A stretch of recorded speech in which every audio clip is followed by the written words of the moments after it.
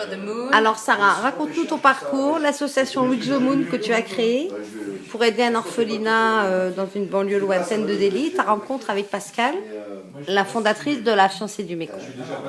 Voilà. Donc, effectivement, je suis partie à Mumbai en octobre 2008 pour un salon professionnel, Beauty World India, et j'ai passé 3 semaines à cet orphelinat, Anchalchaya, qui se trouve à 70 km au sud de Delhi, où j'ai rencontré vraiment un couple extraordinaire qui avait monté l'orphelinat depuis 15 ans et qui avait vraiment besoin d'aide pour faire avancer les choses. Donc, quand je suis rentrée en France, je me suis décidée à monter une association, Reach for the Moon, décrocher la lune en français, et j'ai lancé un appel donation dans la région, et donc j'avais rencontré Pascal par la chambre de commerce à Saint-Malo. Je savais qu'elle travaillait en Inde depuis plusieurs années, notamment à Jaipur, où elle a des usines pour ses vêtements. Et donc, je suis allée la voir un jour pour lui parler de mon projet. Et là, elle m'a expliqué que depuis des années, elle aimait bien l'Inde et elle avait envie de faire quelque chose, mais jusque-là, elle n'avait jamais trouvé un projet qui lui parlait et elle avait envie de me suivre dans l'aventure. Ensuite, à plusieurs reprises, lors de mes déplacements en Inde, on a essayé de se voir sur place. Et enfin, on a réussi à se voir à l'orphelinat au mois d'octobre 2012. Nous avons passé plusieurs jours ensemble et ça s'est très bien passé. On a passé un moment fort. Ce n'est pas un endroit facile à vivre. Le confort est assez rudimentaire. Les enfants ont besoin de beaucoup d'amour. Et Pascal a réussi à vraiment à se glisser dans le décor et à s'habituer tout de suite au rythme de l'orphelinat très facilement et on a passé un super moment. Alors Pascal, pourquoi tu as craqué pour cette idée? Pourquoi tu as décidé de t'investir dans ce projet? Parce que ça faisait longtemps que j'avais envie de m'investir humainement dans un projet de ce type. Et en fait, j'attendais l'occasion. J'avais pas envie de faire un chèque pour une donation particulière. J'avais envie de m'investir humainement et de le faire en toute confiance avec voilà. Donc j'ai rencontré Sarah qui m'a parlé de son projet. J'ai tout de suite adhéré. J'étais très sensible parce qu'effectivement je travaille avec l'Inde depuis longtemps, je connais bien ce pays, j'avais envie de participer, mais pas uniquement financièrement, j'avais envie de m'investir humainement, c'était important pour moi. Et le projet de Sarah m'a touchée parce que d'une part il est très concret, très précis, très engagé, très volontaire. Et on se rend compte qu'avec pas grand chose finalement on arrive à obtenir des résultats importants.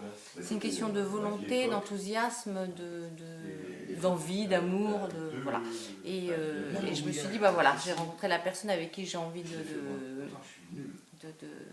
d'aider, de m'investir, de m'engager. Et voilà, j'y suis allée après 2 rendez-vous un peu ratés pour une histoire de visa.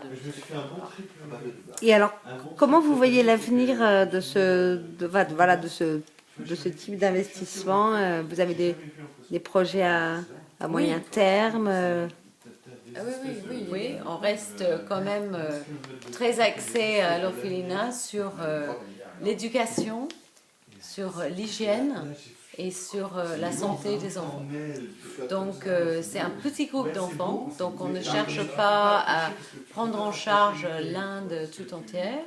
On veut vraiment concentrer notre énergie sur ce petit groupe d'enfants et faire en sorte que certains d'entre eux peuvent vraiment sortir de là avec une belle éducation, préparés pour la vie et vraiment vivre une vie différente grâce à nos études. Et on pense que c'est vraiment possible. Et toi, Pascal, t'es convaincue maintenant Oui, je suis que t'as mis convaincue, je suis un convaincue. pied dans l'aventure? Ouais, je suis convaincue. Et je sais qu'en fait, c'est. Comment dire, c'est un petit peu tous les jours. C'est être présent de façon constante. Et c'est pas one shot, un jour je fais un chèque ou un jour je passe une semaine. C'est pas ça. C'est être dans la constance, dans le suivi. La relation durable et l'évolution, et on sait bien que ça ne se fait pas en 5 minutes. Donc c'est step by step. Et c'est pas au-delà du financement qu'on peut apporter, c'est surtout ce regard extérieur qui rend une dignité à ces enfants qui viennent souvent de la rue, qui ont eu des passés difficiles. Et le fait de savoir pour eux qu'il y a des gens qui ont quelque chose à faire de leur avenir, qui les suivent, qui croient en eux, qui vont changer leur destin et leur propre regard sur eux-mêmes. C'est ça le plus important. C'est une présence, comme dit Pascal, à long terme, qui dépasse largement. Le financement, c'est même pas 50% de ce qu'on fait. C'est vraiment une présence continue. C'est de faire en sorte que régulièrement, tout au long de l'année, il y a des amis qui passent, il y a des gens qui passent, qui regardent les enfants, qui jouent avec eux, qui leur font des câlins, qui font office de père et de mère parce qu'ils sont orphelins. Et c'est ça le plus important. C'est le côté humain qui est le plus important. Voilà.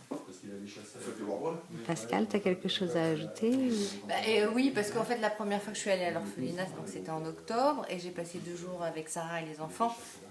Et ce qui a été formidable, c'était l'énergie de Sarah, l'investissement pour faire des démarches, pour aider un enfant à sortir de la maladie, pour permettre une opération qui va faire en sorte que cet enfant-là handicapé va pouvoir trouver l'usage de ses jambes, empêcher qu'une petite fille devienne aveugle.